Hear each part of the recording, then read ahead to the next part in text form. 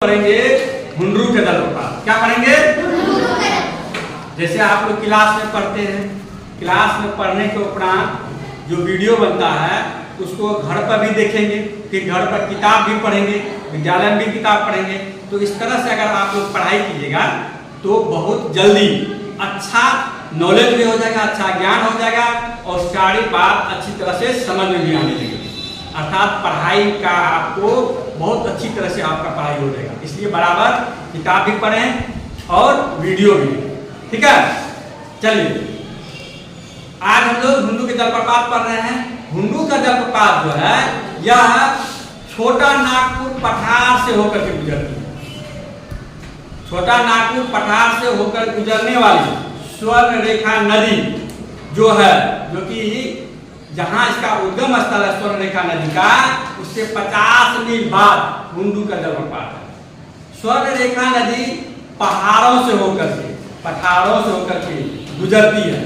जहां पहाड़ ऊंची है वहां पानी जैसे ही पहाड़ को चढ़ने का प्रयास करता है, पानी की कई धाराएं हो जाती है, पानी की कई धाराएं हो जाती है। इस प्रकार से स्वर्ण रेखा नदी पहाड़ों के सीना को चीर करके अपना रास्ता बना करके आगे बढ़ती है और जाकर के जब हुंडरू के जगह जहां पर हुंडरू जलप्रपात है वहां पर ऊपर से आकर के नीचे गिरती है पत्थर पर। जिस पत्थर पर यह गिरती है वह पत्थर बहुत ही कठोरता के साथ इसके प्रहार को सहती है। इसके प्रहार को, हुंडरू जलप्रपात के प्रहार को, सदियों से यह प्रपात के प्रहार को, यह पत्थर जहां पर यह पानी गिरती है वह इनके प्रहार को सहती आ रही है। इतने प्रहार के बाद भी वह न तो अभी तक खिसका है न ही धंसा है। यह उस पत्थर की शक्ति का क्या है? प्रदर्शन है, शक्ति के प्रदर्शन है। उसके बाद क्या है, जो वहां पर जो पानी गिरती है तो बहुत ही जोर का आवाज होता है, बहुत ही जोर का आवाज होता है। यह 10 ट्रेन के इंजनों से बराबर, 10 हाथियों के चिंगारने के बराबर इनकी आवाज होती है। इन आवाज को अंधा भी महसूस कर सकता है, बहरा भी आंख से उसकी धारा को देख करके इनकी आवाज का अंदाज लगा सकता है।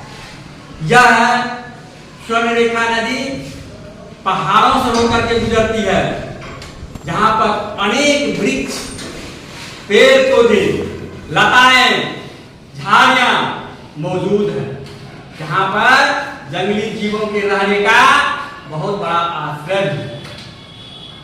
यह स्वर्ण रेखा नदी आगे चल करके जहां एक जगह पानी जमा होता है और नदी का रूप धारण करके बंगाल की खाड़ी में जाकर के मिल जाती है। बंगाल की खाड़ी में जाकर के यह झारखंड के हजारीबाग, रांची,